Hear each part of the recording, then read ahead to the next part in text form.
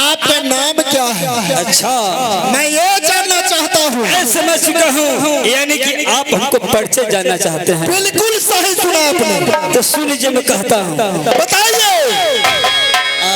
तो छोटा ये कबसती हो राजन, हो राज मिठुन है। मिठुन है जो न तो छोटा ये कबसती हो राजन, हो राज मिठुन है। आप दहिया के नाम राजन, आप मिठुन सिंह कहा। हाँ समझ गया।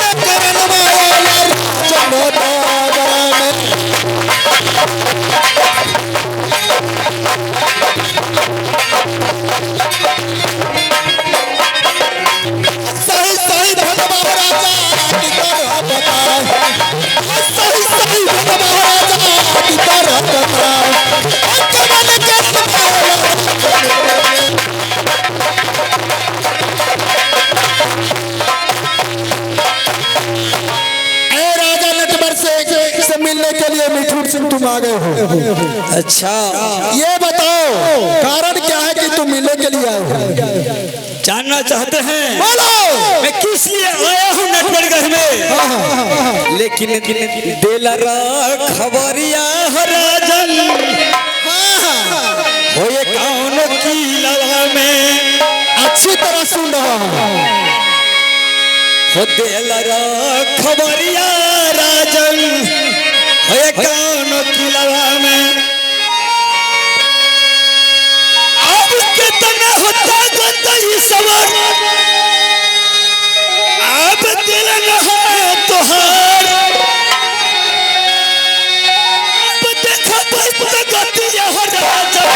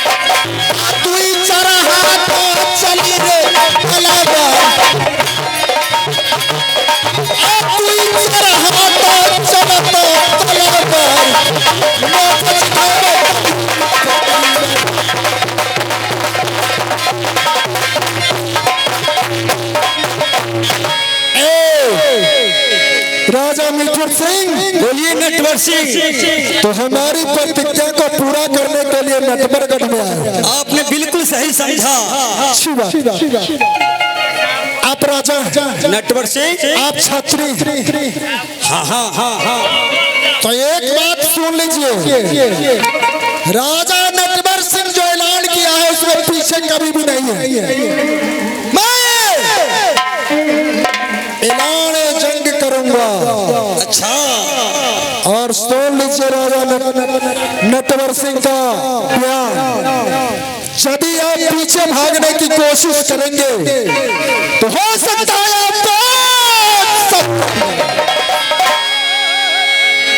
कल्ला झंझट फैले ए दौरपाल, मालिक ये राजा मुझसे आया है यानी युद्ध करने के लिए, अच्छा अच्छा पराजित करने के लिए।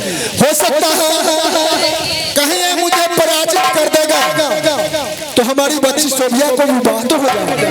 लेकिन मालिक बोलो, आप आए इनसे लड़ने के लिए, हाँ हाँ हाँ हाँ, डोला ले जाने के लिए। बिल्कुल सही समझा। लेकिन छतरी जो होता है, छत्तीस अंश लड़ता है। अच्छा ये आप भी घास काटने वाला हटा दीजिए, अच्छा, हाँ हाँ, ये भी आदमी काटने वाला हटा देंगे। यानी कि ताकत का जवाब देना होगा। एकदम ठीक है, जैसा हुक्म होगा वो समय लड़ने के लिए मैं तैयार हूँ। एकदम सरकार। ए दौरपाल, हाँ मालिक, ये हटा दे। तुमने निर्णय बहुत सुंदर किया। मैंने सबके लिए तलवार से लड़ा हूँ। हाँ, है। आज हमारी इच्छा है कि आज अपने बल से लड़ें, पकड़ो से। और सुन, ठीक है, मैं रख देता। लेकिन एक बात, मैं इससे लड़ूंगा। हो सकता है ये राजा मुझसे हार कर भागने की कोशिश करेगा। मर्डर कर देंगे। नहीं, मर्डर नहीं करना है, इसको काट देंगे। वह भी नहीं करना है। दौरपाल, ये राजा बिल्कुल सुन दो, बंसी बनाकर अपने राज नटवरगढ़ में रखेंगे। चलो पकड़ो इसको, चलो। ठीक है नटवर सिंह, मैं बिल्कुल तैयार हूँ। अच्छा, लड़ने के लिए तैयार हो जाइए। शाबाश बहादुर, यही तो मैं मौका का तलाश कर रहा था।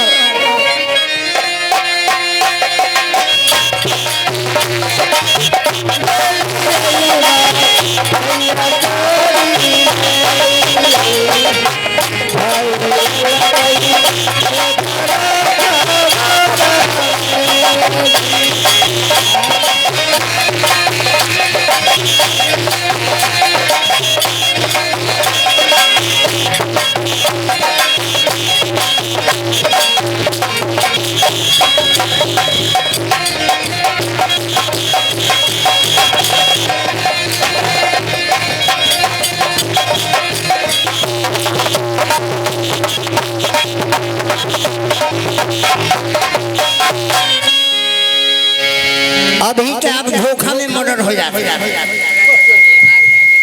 बताइए, अगर हम ब्रेक नहीं मारते हैं तो मालिक हमको मर्डर हो जाते हैं।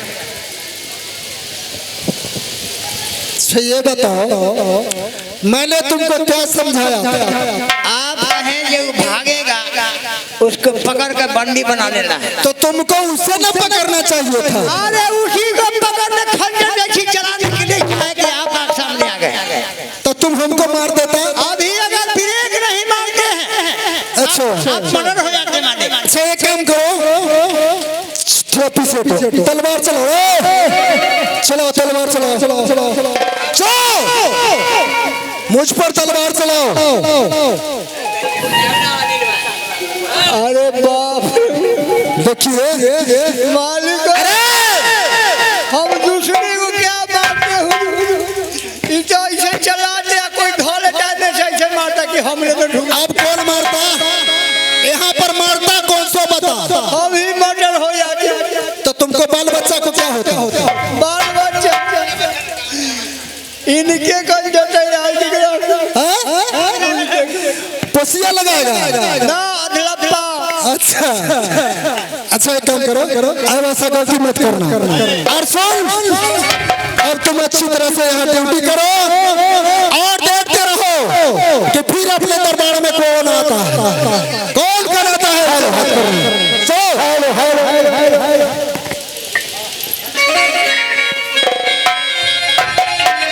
द्वारपाल दरबारी की तैयारी गोर लगे अरे खुश रहो गोर लगे अरे मर जाओ बता इनका गोर लगे कहीं खुशी रहा इनका गोर लगे कहीं मर जाओ।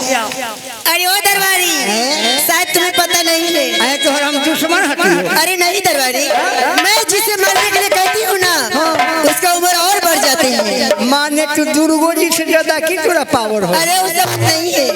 अरे ऐसा बात नहीं दरबारी आज की बात है द्वारपाल अल्लाह देव पर हाथ न दिया। बाप रे देह पर हाथ पर नहीं धरी अरे तो देह पर हाथ हम धरते हैं तो क्या होता है मलकिनी देह पर हाथ रखे छ ना हमरा देह पर हाथ रखे कि देह हमर एकदम ठंडा हो जाए। अरे देह लोग के गर्म होता है तुमको ठंडे हो जाता है ठंडा हो जाए दरबारी आज मैं तुमसे कुछ कहना चाहती हूँ हमरा से कहू की बात है बा ठीक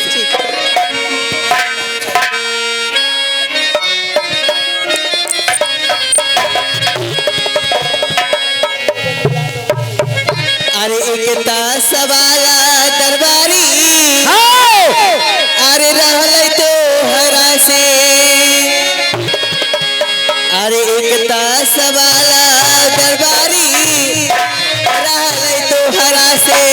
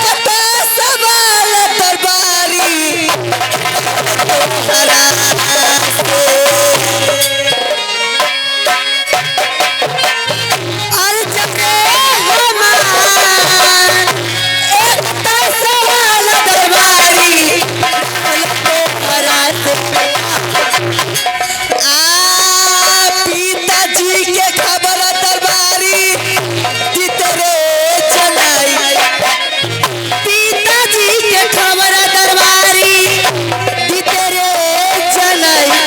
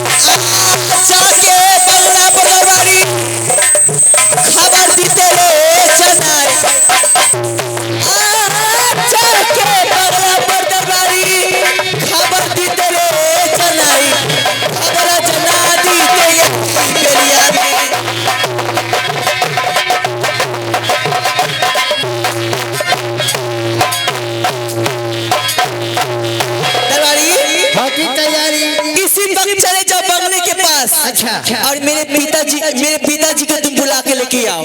जो क्या मलकिनी ठीक है, जाओ। अपने से ताल्लुक रहो ठीक। तो हम जब चली मालिक मालिक के जरा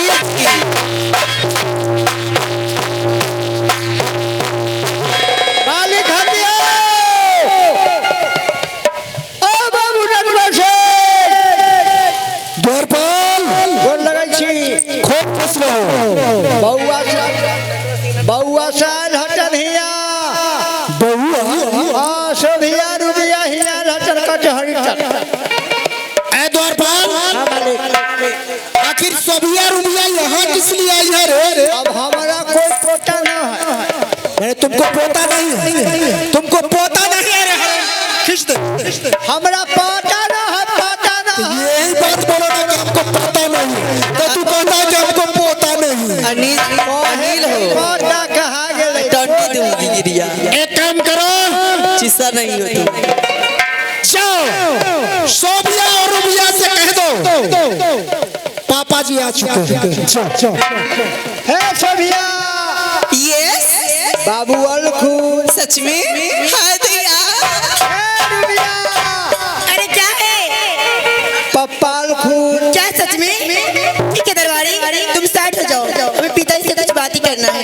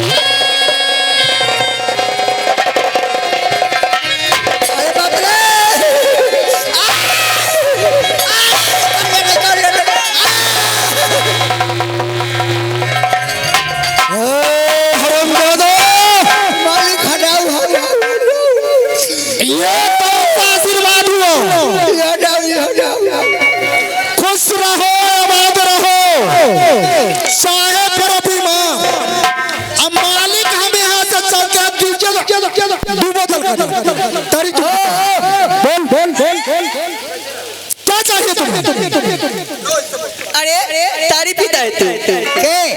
तारी पीता है? हमारा कहियो कोई बाबू भैया कह सके जे तारी पीला ना ना ई त धोल झाल चना के दाल।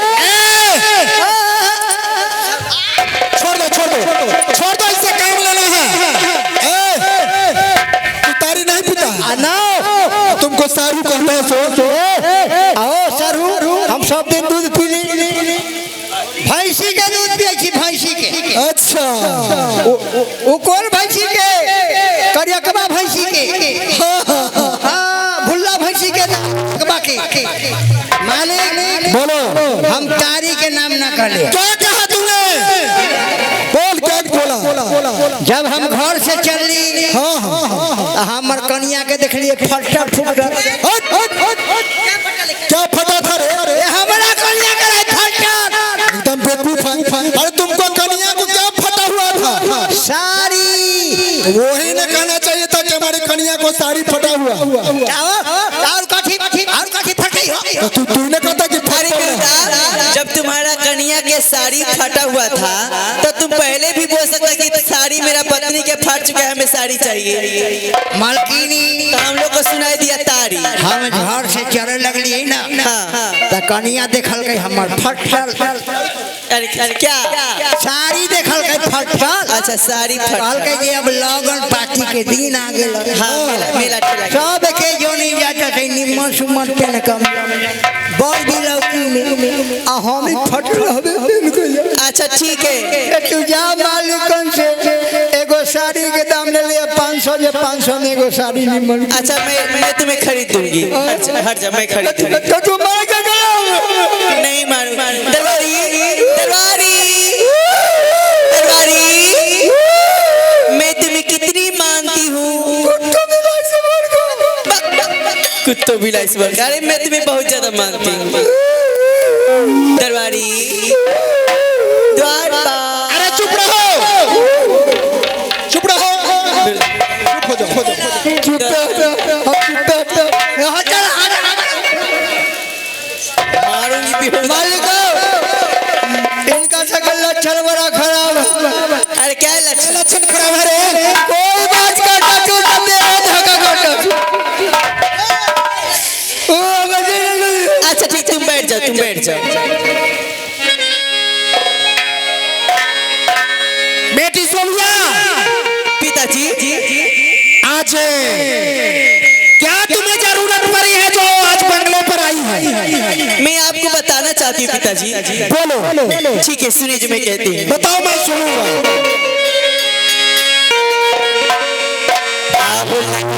ललसवा पिताजी